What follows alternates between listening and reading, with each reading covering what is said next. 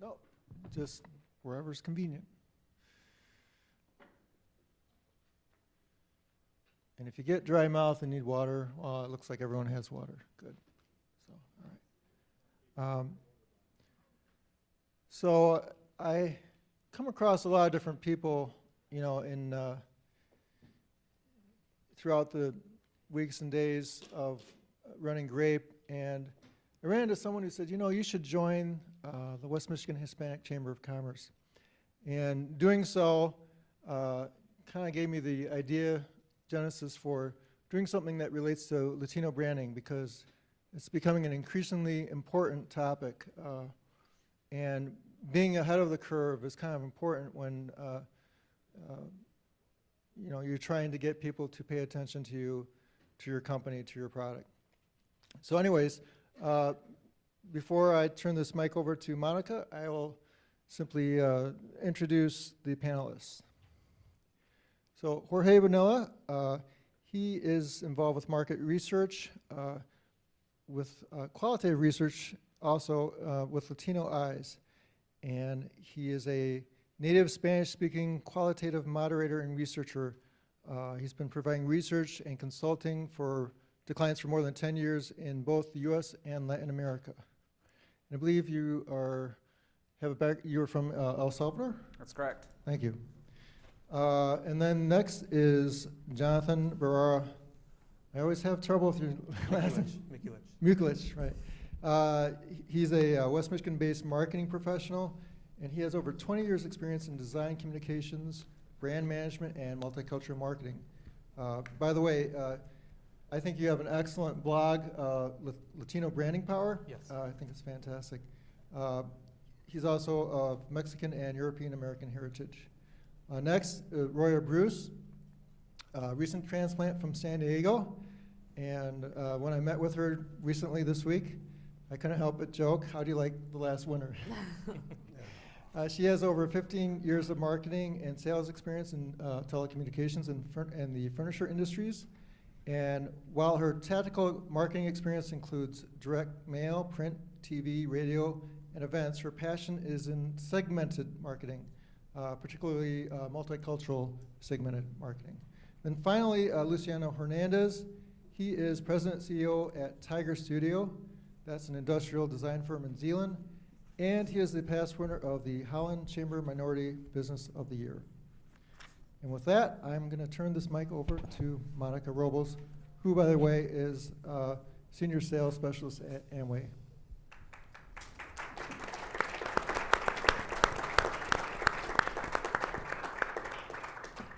Hello, everybody. How are you? Hi, Mike. Good. Thank you for being here this morning. Thank you, everybody, for joining us at GRAPE here at Amway, your home, my home. I work for North America Customer Service as a training and development specialist, and I'm very, very passionate about supporting everybody, the community, my company, and I know there is a lot of doubt about who are we? Are we Hispanics? Are we Latinos? Who are we? So before I turn it over to our group of experts here, I want to read something to you that I think you might find out interesting. The label Hispanic traces back to the US Census back in 1970. And this happened because the US government wanted to label those of us that were Spanish speaking, right? So they needed to know who we were. So what happened then was in 1980, in the first census, the term was used to define those of us that spoke Spanish.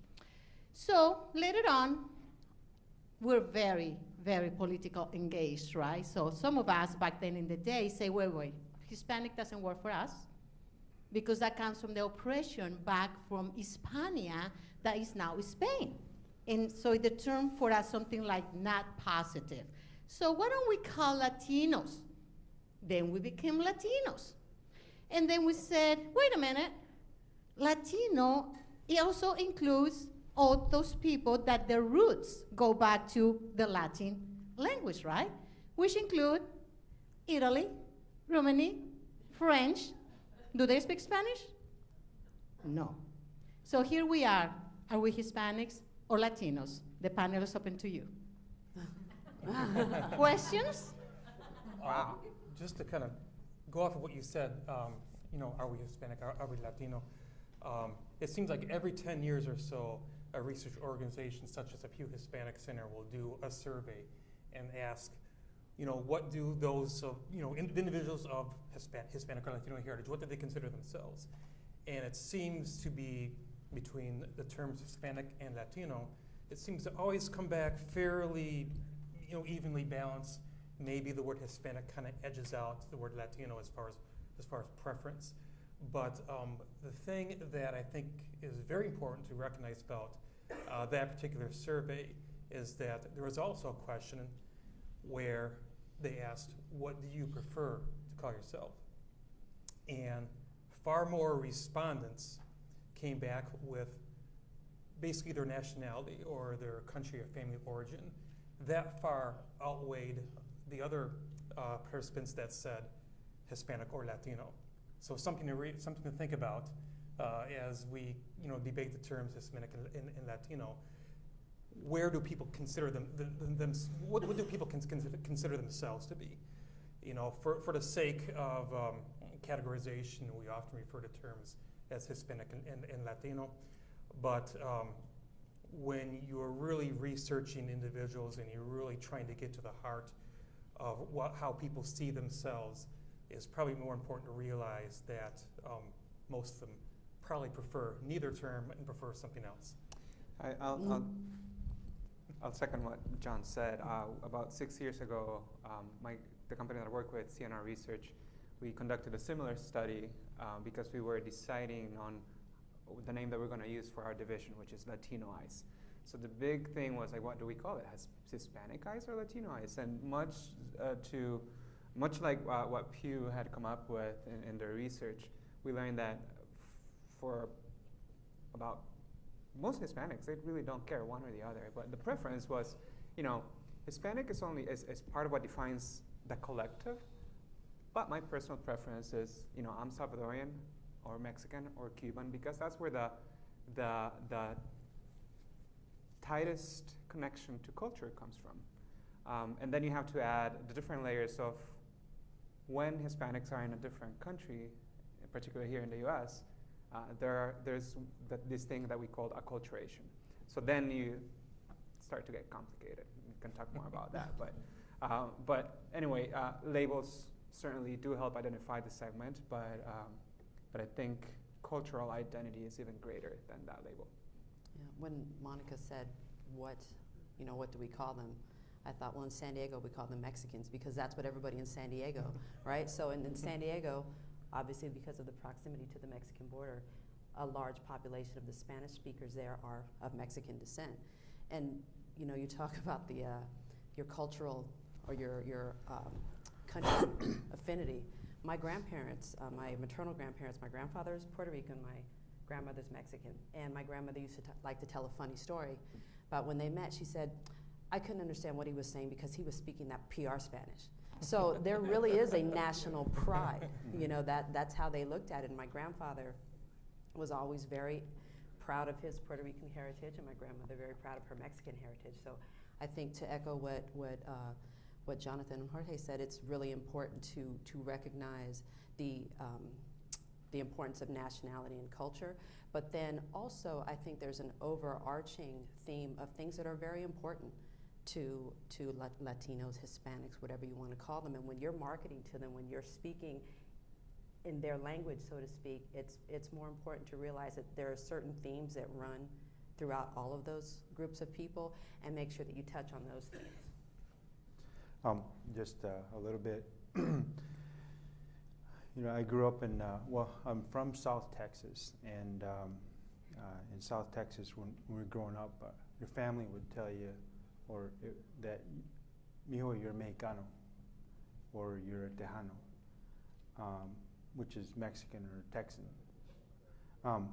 So when you go to school, or you go to a job, or somebody off the street asks you, so are you Latino or Hispanic? And I go, it's like it just throws you off. To this day, it still throws me off when somebody asks you, are you Latino or are you Hispanic? I'm neither. I'm Mexican. You know, a Mexican or I'm type, right? So, secondly is I truly despise labels. You know, it's like I'm a designer. Everybody's unique, and you know, why do we? Well, anyway, we don't have to ask all those questions, but that's just myself, right? Growing up in South Texas, this is who we were, and then just people trying to label you it's no fun. Yeah, I have a colleague who is who grew up in Mexico.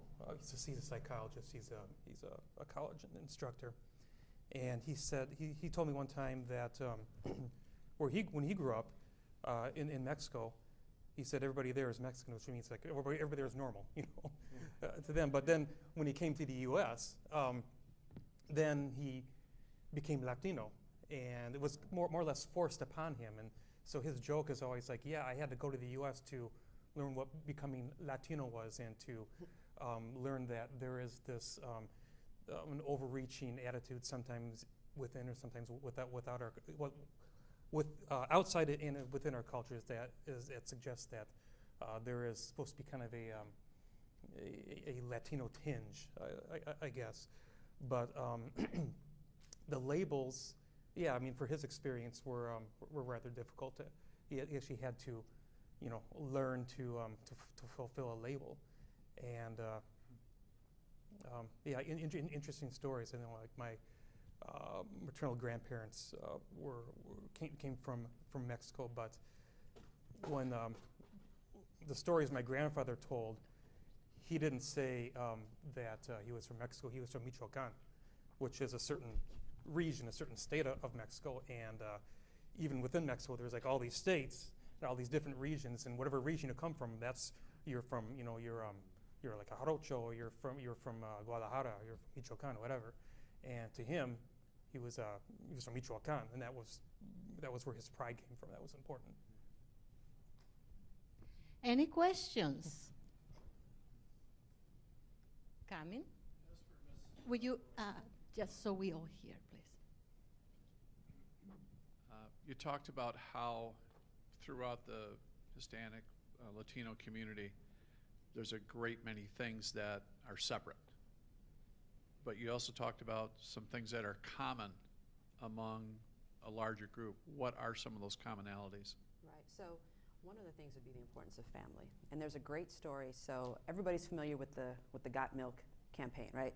It's been around for, gosh, 25 years, so 20 years. So when they were developing that campaign, they came up with the Got Milk, and then they realized, you know, part of the reason behind that campaign were to teach people the importance of milk and the nutritional benefits and whatnot.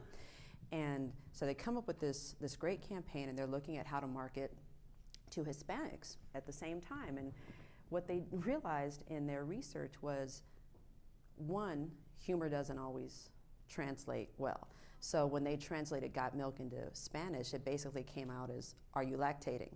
So, okay, that's not gonna work, right? And then also what they realized is what they should do, what was more important and effective, was to zero in on what was important. So the family first. So the benefits of milk to nutrition for your children, for your family. So that would be an example of looking at something that's important to the segment and zeroing in on that, the importance of family.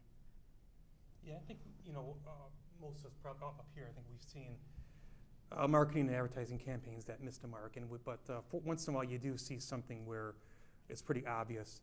They did their research, they did their marketing well, they did their homework, like the Got Milk campaign, where they realized they had to completely transcreate a whole new brand while remaining steadfast to the original brand. Another example of there's the auto commercials where the character is wreaking havoc and everything for the insurance. I can't remember. I think it's Allstate. Yes, thank you. The character's name is Mayhem, and the English version that was created, the character is very irreverent, and they realize that they can't transcreate that irreverence into the Latino market. That irreverent comedy doesn't really hold a lot of water among like a lot of Latinos, especially those who are recent immigrants, and the humor tends to be more slapstick or like of a different quality. And so what they did is they created a new character, and they called him La Mala Suerte, the bad luck. And he's very well dressed, very suave, very debonair, and again, just like Mayhem, he kind of wreaks havoc on people, but he does so in kind of a very smooth way. And so I thought it was like another good example of taking a brand while kind of maintaining the same intent, but transcreating it into kind of a different brand label that's more relevant. Yeah, thank you for that. The Mayhem, Drawing yeah. a blank there at the. We worked together before, and we've used some of those examples. But other common things that we see across Hispanic cultures. So focus on family, the desire for children to overcome the struggles and not face the same struggles that parents faced in their countries of origin, or even coming to the States. Faith, regardless of denomination, but also the fact that along with faith, there's a lot of superstition.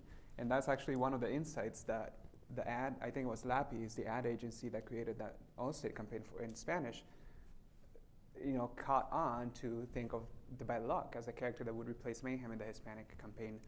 Also, Hispanics are more, when you compare them culturally and when you look at data, tend to be more gregarious than non-Hispanics. And I'm just going to ask the room, how many here are Hispanic? Raise your hands. We're going to pick on just one. Another more. What time do Hispanic? I know there are more here. At what time do Hispanic parties start on a Saturday, regular Saturday? 10 p.m. When does it end? 3. All right. So that example of being more gregarious, when we've done research too, just comparing celebrations and the way Hispanics and non-Hispanics celebrate. Usually with Anglo culture, there's a set start and finish time. And with Hispanics, it's like you said, 10. People may show up at 7, they may show up at midnight, and you never say there's an end time because it's if you say 3, people are going to leave like at 7, 4. So the whole nature of celebrating and embracing that the commonalities is also a constant, regardless of the nationality. We see it expressed in different ways. Passion for food is also a common attribute across Hispanic cultures, although foods and culinary history is not the same. Flavor profiles are not necessarily the same, but when you get Hispanics in a room, that seems to be a bonding, a thing to bond over.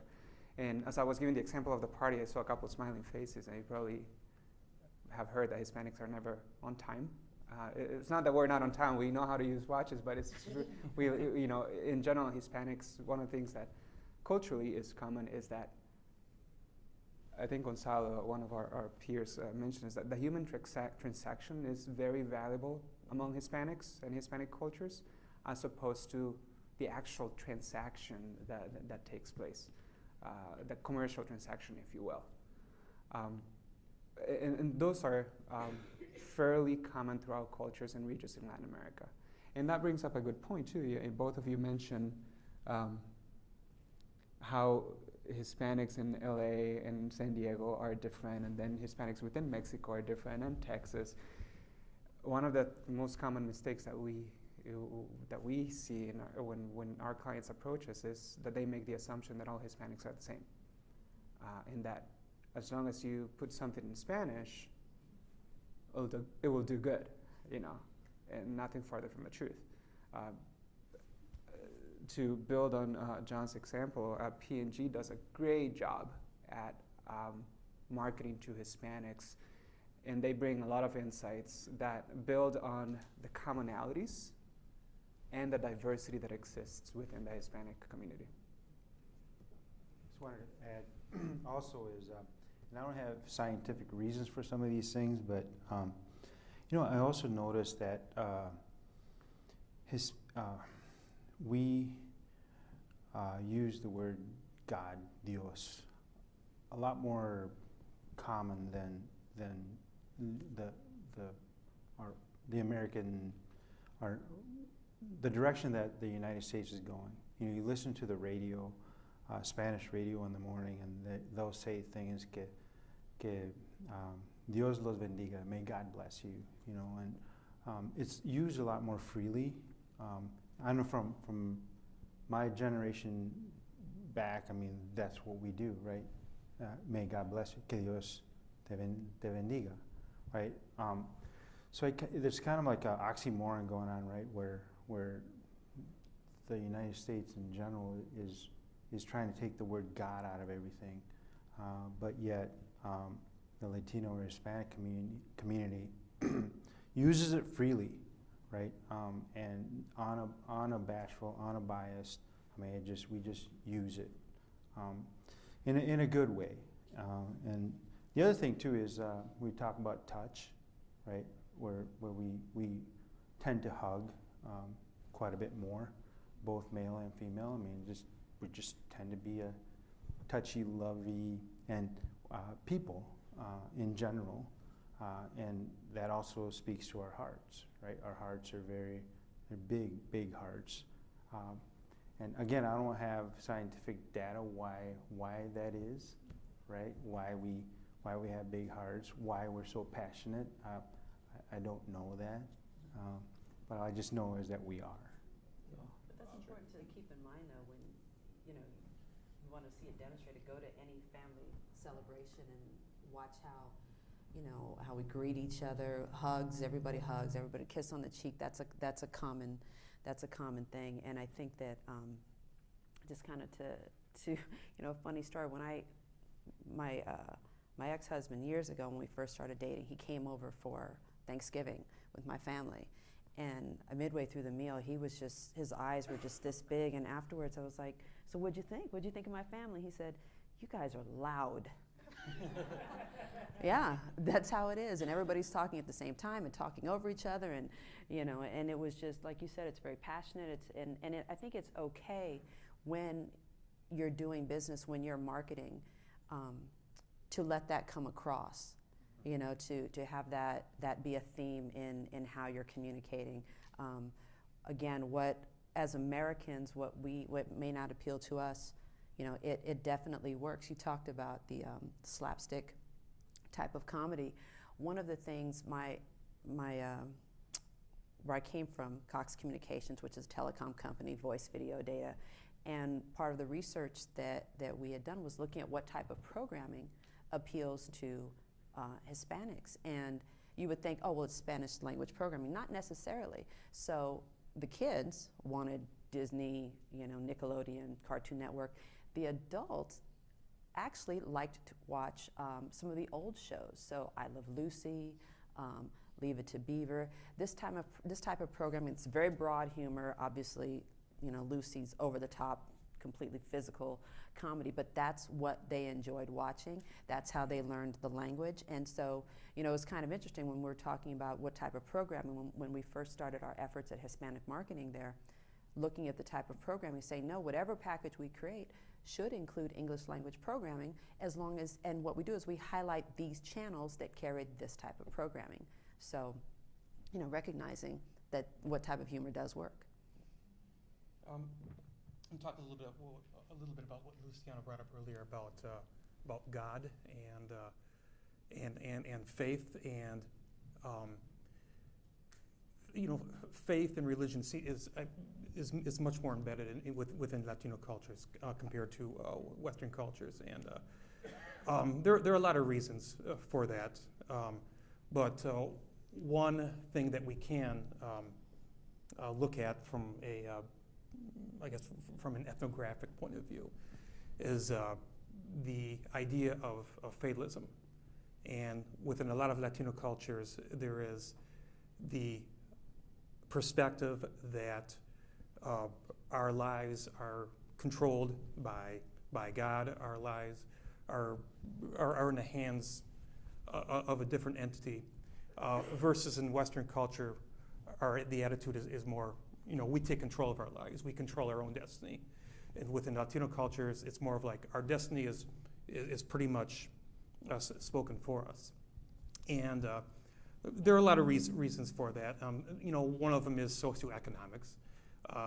If you grew up in a community or a country that is lower on a socioeconomic level, compared to the U.S., there is definitely going to be more of an idea that you can't really have control over your life as much versus more of a privileged existence that one might think about for those that live in the U.S. So there's a different perspectives. When you talk about fatalism and faith and your belief in God that stem from several qualities. Among them, our belief in how our lives are controlled. Also, I wanted to bring up the issue of time, and Jorge, and I think all of us kind of touched upon that a little bit. When people ask me about time, and in particular with how it relates to Latino communities, and they ask, like, people assume that Latinos don't value time, and that's just simply not true. Latinos value time, probably even more so than Anglos do. It's just that it's valued within a different way. From a Western culture perspective, we have a tendency to look at time as money, and therefore you don't want to waste it. From a Latino perspective, I value time because I get so little of it, and so when I do have time, I want to spend it with somebody who I'm friends with, or I want to spend it with my family. I don't necessarily look at time within this segmented, linear fashion. I look at it as something that's extremely valuable to me. And so, if you're visiting me from the U.S. and we're doing business together, and you are wanting to talk business right away, and I want to get to know you, basically I'm showing you that I value your time, and I value my time even more. So much so that I'm going to spend it getting to know you. And I think we've all heard stories of business transactions that have happened between different cultures where the U.S. business owner comes in and they want to seal the deal right away, and the other person wants to get to know them really well. And it's just really that different perspective of seeing time.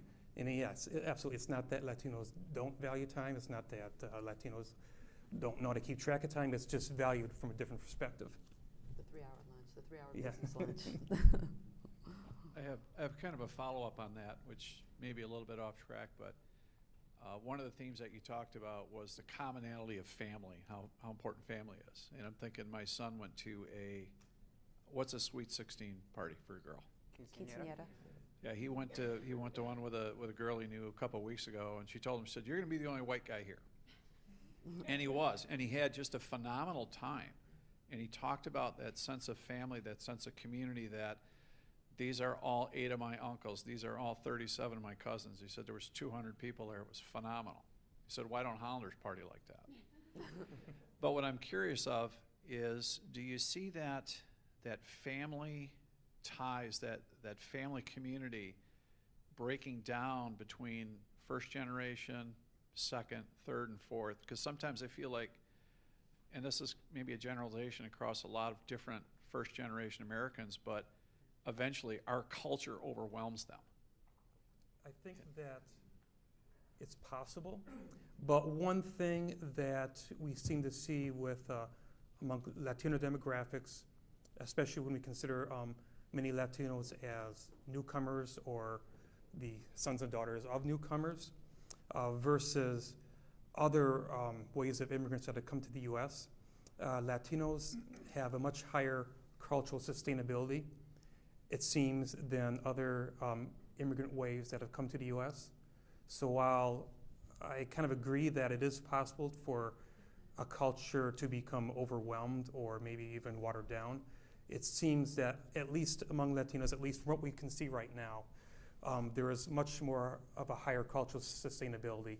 And so I think we may see a lot of these cultural idiosyncrasies being passed down much more strongly between generations of Latino Americans. Yeah, I think there was a period, and we talked about this the other night when we met. There was a period of time when I think a lot of immigrants would come to this country and think, okay, we need to assimilate, need to stop speaking Spanish around the home. You know, children need to learn English, what have you. And I think probably in the last maybe dozen years or so, there's been this real wave of people wanting to retain their language. That's the number one way you rob someone of their culture, is taking their language. So I think that the desire to preserve the language kind of will prevent that from happening. You know, it's very important. I think that, you know, some people, I think Jennifer Lopez, who's Puerto Rican, was, you know, got a lot of backlash for not speaking Spanish, right? Selena, who is, I know you know who Selena is because of your, that's where, you know, she's from the same area. She learned how to sing in Spanish, but didn't speak Spanish. And, you know, she was able to overcome that with her personality, but she eventually learned how to speak Spanish. It tied her to the culture. So I think that's a big thing, is the retention of the language, the importance that's placed now on retaining your language, being able to converse. I think that will help prevent that. I'd like to also share my experience with you when I first moved to California. I was in shock. I'm from Mexico. And for me, being in the United States meant always being with Americans, right, with Anglo people. So when I first moved to California, they took me over to Huntington Park. And I was, what? This is Mexico City. What are you talking about? The panaderia, the carniceria, the tortilleria, the mom and the dad, everything, the whole thing was after you were in Mexico. And I questioned myself, what's going on here? And it's exactly to your point. We stick with our culture, we stick with our values, and a lot of us do not speak English because we don't have to. We are in our own communities. Why do I have to bother? So what happens too, and maybe you would like to touch on this, is the children translating to their parents. We see that a lot happening. So when you think of Hispanics and acculturation, right, the process by which you become, you adopt a culture into yours and don't necessarily drop your own. Generally speaking, there are three buckets, right? The unacculturated Hispanics, the biculturals who are comfortable and adapt to living on either one. It's not that they bring each on, they're just perfect code switchers. They're comfortable speaking in Spanish and in 1 minute, the next in English, and understanding each cultural venue. And then you have the acculturated. So the acculturated, they exhibit behaviors that are similar to general population. The other two buckets, what we see is that there's a growing desire, and there are not many studies that touch on this, to stay close to Hispanic culture.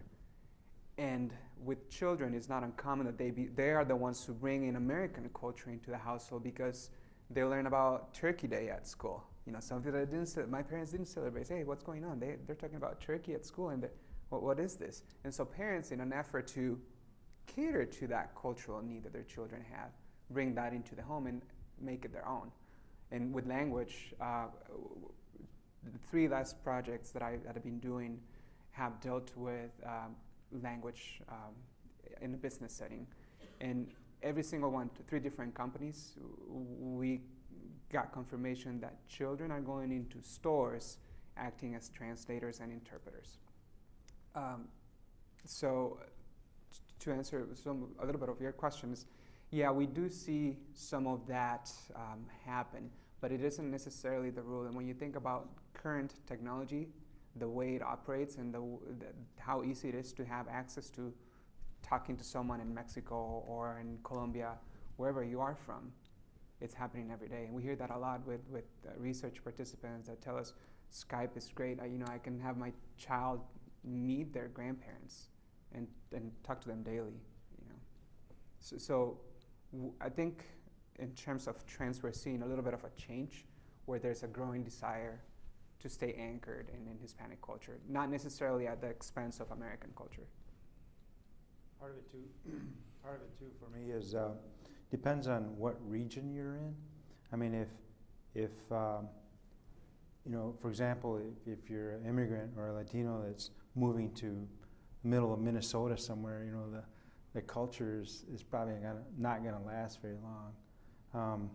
Again, where South Texas, where I was from, they've been having quinceañeras there since the 1800s, right, before it was the United States. So, and regions, LA and places like that.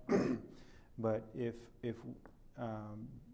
people go to different areas where it's predominantly non-Hispanic, then the chances of that culture growing or in its customs is probably lower percentage. The other thing I wanted to say about that, sir, is that I think today in the United States, there's much more of a recognition of different cultures, and that you're not to squelch them, but to celebrate them. And I think that is a big difference now, today, than it ever has been, right? And it's just not the Latino cultures, Mexican, and all of that. It's about Asians, the African American community. It's about celebrating each other's cultures and growing with that. And I think that's. I wish I was a teenager again. I could go out and celebrate my own roots. When I was younger, that was tough to do, but so it's going in a good way. Speaking of that acceptance, the marketplace is also enabling that very thing. Sales of salsa outnumber sales of ketchup for the first time several years ago. Ketchup, staple of American food. So our culture isn't overtaking yours, it's the other way around. I think it's more of an acceptance. You see jalapeno everything, burgers. Yeah, so jalapeno is good in salsa. But those are signs that the non-Hispanics are also accepting and taking in cultural attributes from Hispanics, and as that becomes more the norm, then Hispanics will probably have less of a need to abandon their cultural roots, or be more comfortable just expressing them openly too. And to Luciano's point, non-traditional Hispanic markets, we see a lot more acculturated people because they're forced to acculturate versus none. Yeah, I think Jonathan brought up earlier, socioeconomics play a part in that. So in Southern California, because we had a lot of recent immigrants, there was a low level of acculturation, but also because, San Diego is an expensive place to live. As a recent immigrant, there just wasn't a lot of other factors played a part in resisting acculturation. Whereas, looking from a business standpoint, so we had a Cox Communications, we had a system in San Diego and another one in Phoenix. There, Hispanics were much more acculturated. They had more money, so still recent immigrants, but the cost of living was lower. So it allowed them to advance in education and professionally in such a way that it influenced their lifestyle and influenced their level of acculturation. So, that plays a big part too. I have a question about technology and adapting to technology. I see a lot of people with, everybody has smartphones. You can program it to be English or you can program it to be Spanish. You just pick the option. So do you see more Hispanics using smartphones, computers? How is their access to the internet, email, texting? What's their preferred method of communication? Thank you for bringing it up, and that's something that we spoke about when we got together a little while ago. So I'm not going to, I'll just say that statistics have shown that Latinos have, at least with mobile devices and with social media, continue to out-index all other populations. But there are also some other factors considered too, as far as technology divides, and I'll just kind of throw the ball this way, because I know we spoke about that the other day. No, you had great things to say about, which is the point that everybody may not have internet access at home or a computer. They may not have that hardware, but everybody's got a cell phone. So if anything, if you're going to market to Hispanics and you want to, promote your web page, make sure it's optimized to be read on a mobile device, because everybody has, because it's so cheap nowadays. It's so easy to get a data plan on a smartphone. And so for a lot of people, that's the route that they take. But I will say, and this is something else that we talked about too, and again, going back to my former life in the telecom industry, when I first started the marketing to Hispanics at my former company, the perception was that they didn't have any money, so why should we market? you know, and Monica and I talked about this, and actually people who don't have as much disposable income, they do have the big TV at home. They do have a lot of that entertainment at home because you can't afford to go out. So how can you afford to take your kids and your wife and whomever to the movies? So you have the nice TV, you watch TV at home, you have you have all of the technology there. And so we actually realized it was a very fertile ground for marketing those services. Go ahead. No, and just talking about mobile, that you talked about being present there. Not only do Hispanics over-index when compared to other ethnicities, but they're also more engaged. So that impacts all of your brands, all of your services. We recently completed a study, and data show that Hispanics, not only do they have more mobile devices, but they use it more to talk about your brands. So they use it, and they also use it throughout the shopping process more, before they visit your stores, when they are at your stores, and after you're giving reviews.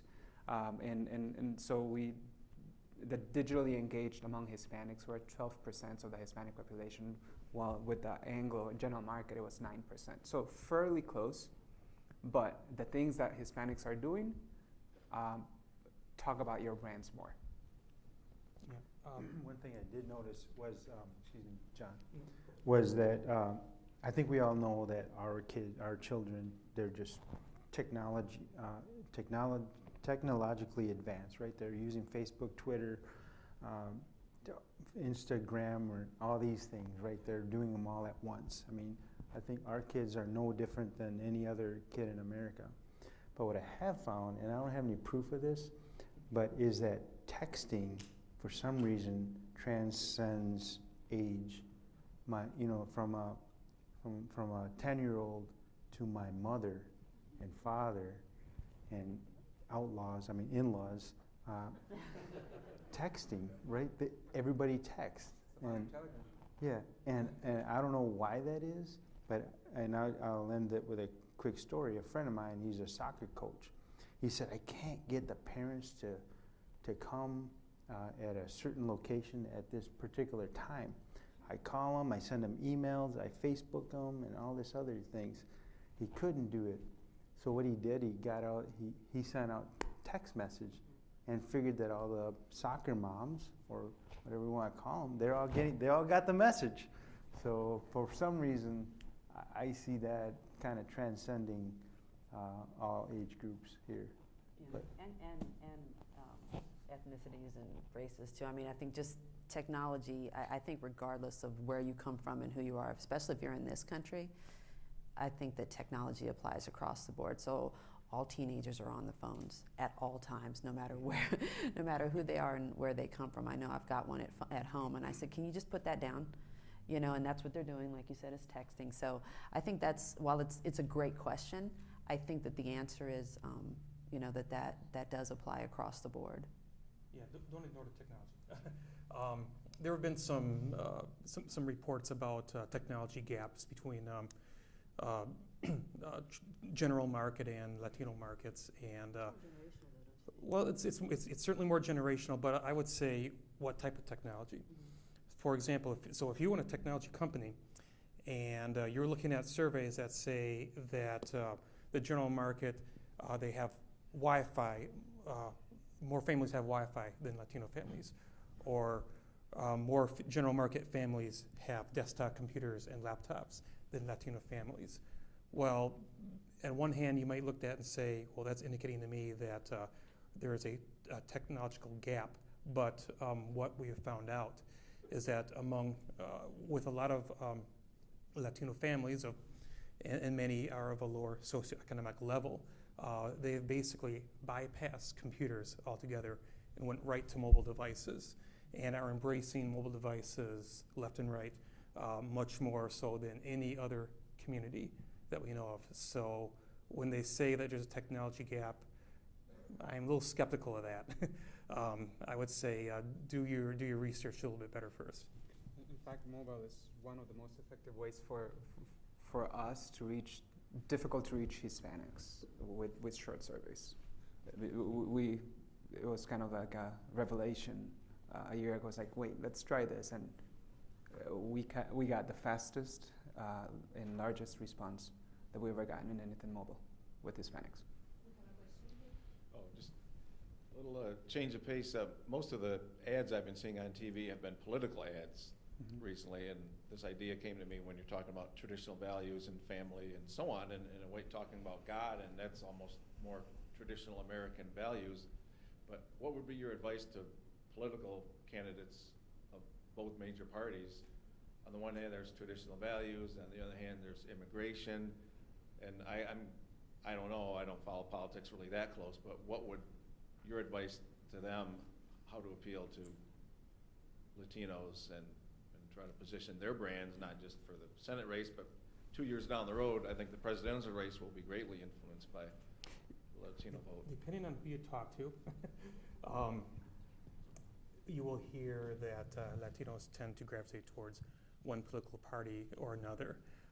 But in my opinion, I don't think either party has really done very effective outreach, and to suggest that because of certain values that Latinos are going to gravitate towards because a certain party, I think is irrelevant.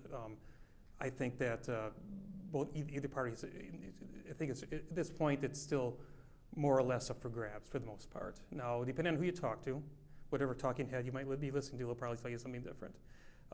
But I think for the most part, because that outreach at this point so far has become because it hasn't been very effective,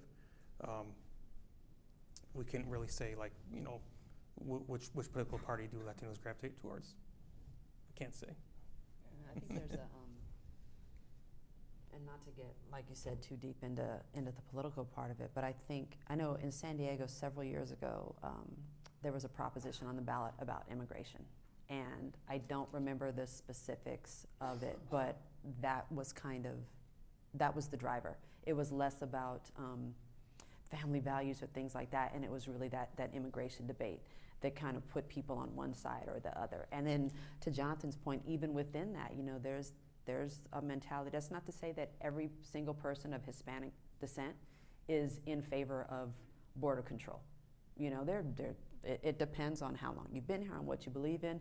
There's probably the assumption that a lot of Hispanics are Democrats, but actually a great number are Republicans, because it's that whole kind of pull yourself up by your bootstraps mentality. Make your way and don't look for a lot of help from other people. There's a whole segment that falls on that side, and I think it really is, like Jonathan said, it's kind of up for grabs. And if immigration is the hot button issue and people are feeling like it's turning into something more than that, well, then maybe that'll dictate the way that they go. I think, though, that just looking in San Diego at the politicians who were popular, it did tend to be the ones who were more accessible and did seem to be more in favor of the family. And part of the family, though, that's immigration, right? That's keeping the family together. So the lines just cross so much. I don't think it's possible to give a very definitive answer.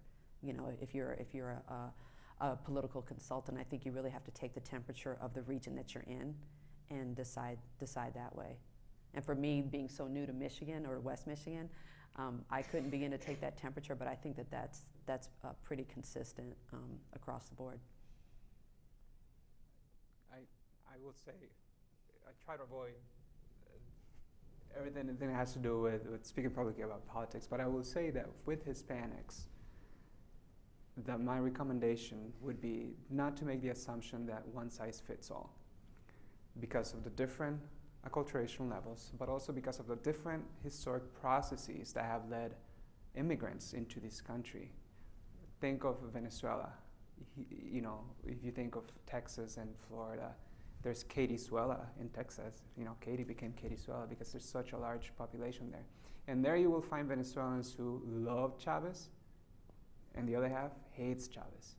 And so each country has dealt with different historical processes and political situations that have led some of those immigrants to be here.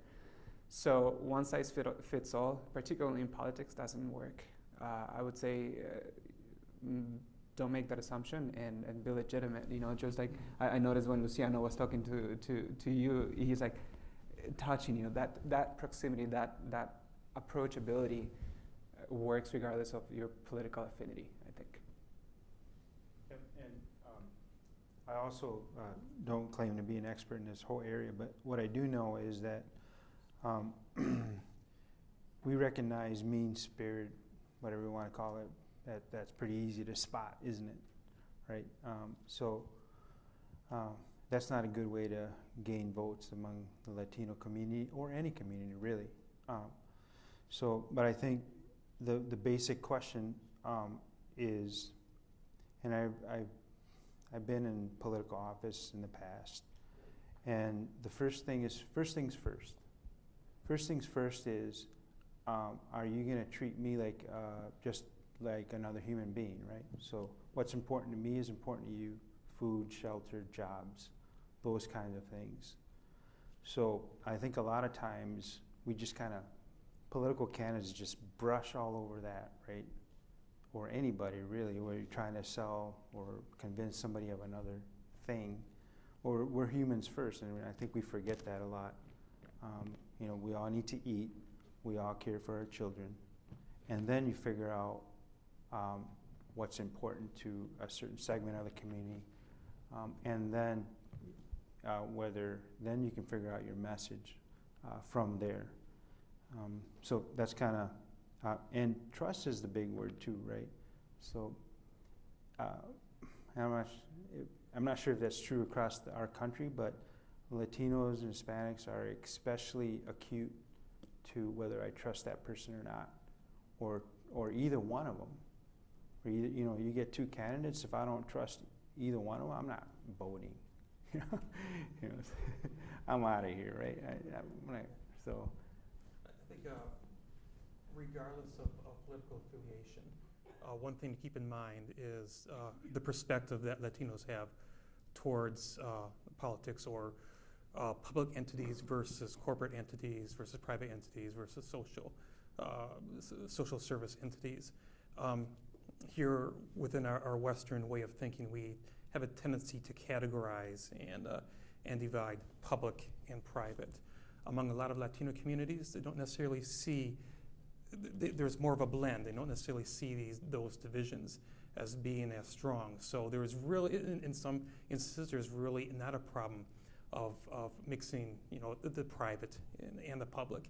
That's not seen as taboo. It's not seen as bad. It's just seen as the way things are done.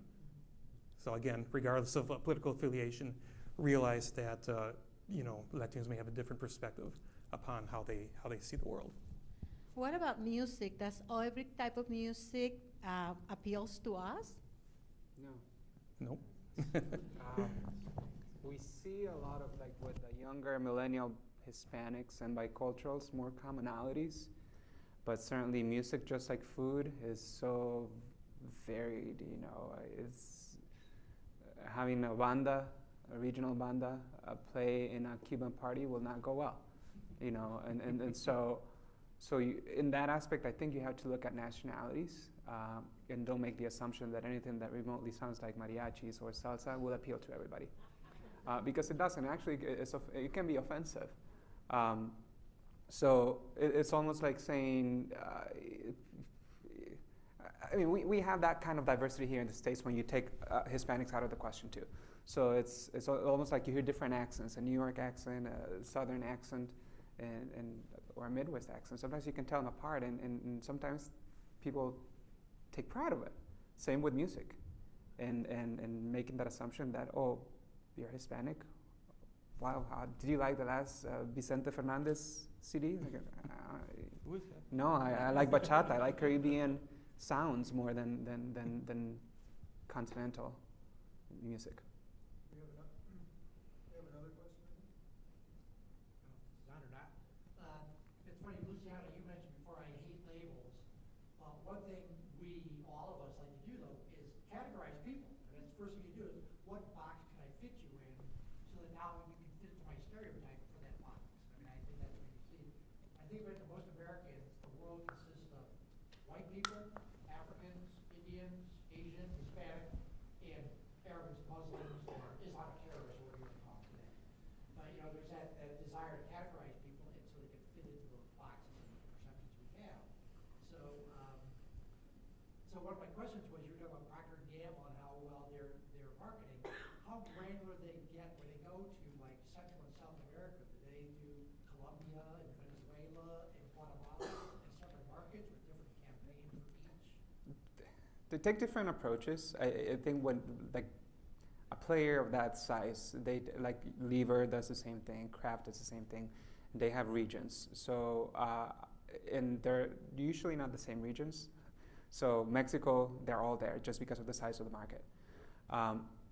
But I think that for certain product lines that are specific to the population's taste, specific to a country, then they get really granular and they have local marketing teams. But I've seen P&G, Lever, Kraft, Clorox, and other big players that also operate in Latin America have regional teams. And so campaigns, because of efficiencies, are often designed to be used in different countries. And that's a major endeavor because they have to look at accents, they have to look at jokes, even from humor from country to country is different. And I think it depends on the portfolio that they have, and it isn't always the same. However, when there's more money, they have more chance to get more granular, of course. And restaurant chains, for example, do have country-specific strategies at times because of the flavor profiles. You go to certain chains in Central America, you find products that then you go to Colombia or South America and they don't have it there. Same here. I mean, even within markets here in the States. Any more questions? Come on, there you go. I'm curious to where you see branding, marketing going forward now that we are becoming more diverse, or what would you like to see out in the market, how it's being handled and how the branding is being put out there? I think that, and Luciano talked about this, even though there's more acceptance, I guess, of different cultures, you would think, I don't think that necessarily means that you can start to market to people under the same umbrella.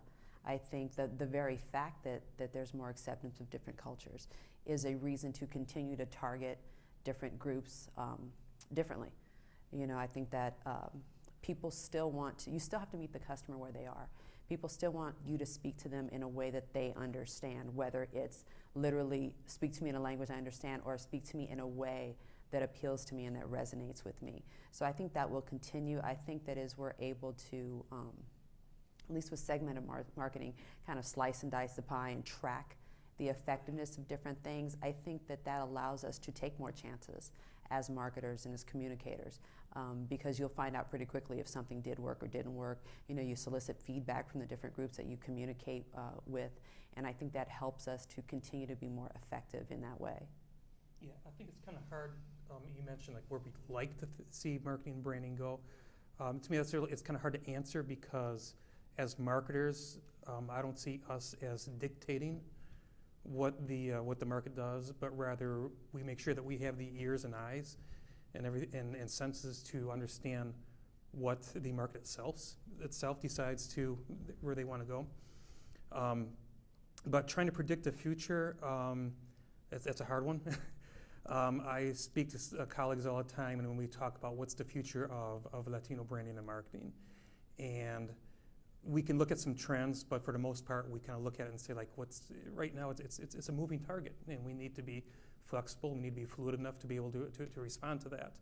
However, we can look at some things that are happening right now, and one thing that some people ask is like, well, is Spanish language advertising going to go away because we look at waves of immigrants that have come to the U.S. before and they all learn English? That's kind of hard to tell, but I can tell you as of right now, there is no shortage of media and content in Spanish. It's not going to go away anytime soon, and for the most part, Latinos are, embracing their culture. They're not, as Jorge and the rest of us have talked about, they're not like assimilating quickly. They are becoming like 1 foot in either culture and basically embracing that whole duality. So if we were to look at that and try to see where things are going, you know, with this, as marketers, we have to pay attention to this market, and it's really not going to, at least in the foreseeable future, it's not going to water down anytime soon. Well, and you said it, I think we've all said it too. Spanish advertising to Hispanics and Latinos is not just about advertising in Spanish, right? It's all the things that we talked about, whether it's humor, culture, tone, those types of things. So that's not going to be changing, you know, anytime soon. So when you're marketing them, you're not just saying, hey, just put it in Spanish and it'll be fine. You know, there's so much more to it than that. Hey, excuse me. Branding and marketing is going more granular and much more targeted. Just like buying a vehicle or something nowadays, right? It's going to be customized to me, the way I want it. And I think marketing in many ways is going that way, where it's very specific to a certain region or certain culture. But I think more importantly is that you're not allowed to get it wrong. Right? It just, if you get it wrong, that means you're not in tune. I mean, that's the way I see it is, you know, we've all been around so many different cultures, and when a major brand or something gets it wrong, I mean, you're gonna pay dearly for that, and there just isn't any room to get it wrong. To build on that, I think branding needs to follow your strategy and your footprint. So getting to know your community is very important. The big buzzword right now with like global companies that operate here in the States is total market, and where they take into account general population, but also different ethnicities and different groups that they brand to. But also micro-marketing, and you've probably heard about Pizza Patron, which became a controversial pizza chain a couple of years ago because they were giving away free pizzas if you ordered in Spanish. And then 2 years later, they did it again when they would take pesos instead of dollars. And so it was all over the news. Just 2 months ago, they announced that now they're not just going to market to Hispanics. In fact, they're walking away from marketing to Hispanics. They're exclusively going to market to Mexican origin Hispanics. And that's following a specific strategy that has worked for them with those two examples. Just piggyback off that, you know, if you subscribe to any kind of marketing magazines or articles or look at things on the web, you probably will find a lot about total market strategy, and that's been kind of a buzzword lately. And again, it's kind of like where you take sprinkles of all these different cultural perspectives and trying to put it into a pot and mix it up and, you know, put it in front of people, hoping that it appeals to everybody.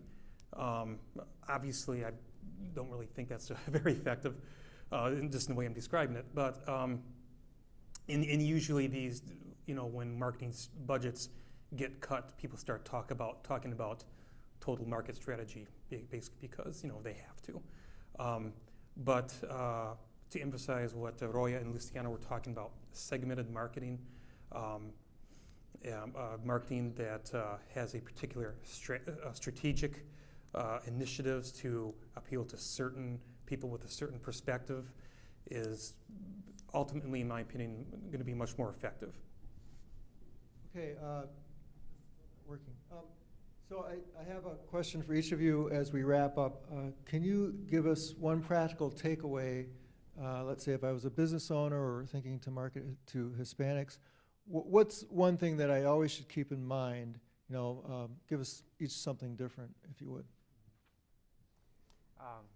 There are Hispanics around you, a lot of them, and they're not all the same. So invest in understanding who they are and what they like. I would say to kind of the same thing. Research. Know your market. Don't just know the market as a whole, but know your customers in the area that you're in. I would say be willing to respect the market and be willing to make the appropriate investments into the market. Understand that this is a market that like all markets, it's a market that needs to be earned. No corporation or organization has ever gone out there and naturally been able to appeal to its customer base. They've had to work at it, and this market is no different. It's yours to earn. And I would say, just kind of what I said earlier, is that first things first, right? We all need shelter. What's important to you is important to me, our kids, our family, kind of like those basic needs, then figure out what's different about us or important to us. So it's pretty basic. Okay, thank you very much. And before I do closing remarks, I'll let Monica say some words. Well, give them a round of applause, right? I would like to hear from you, one or two of you that would like to give us some feedback. If you learned anything today, how do you like the presentation? I think you guys did a good job, and appreciate your taking the time to do it. And I think that, like what Luciano, wrapped up with, that's one of the main things that we need to realize. We tend too often to make business a transaction and put the dollar first. And of course, that's the American way, right? Make the buck. And we forget that we're working with people. And so I really appreciated you bringing that out and emphasizing that for us. Anybody else?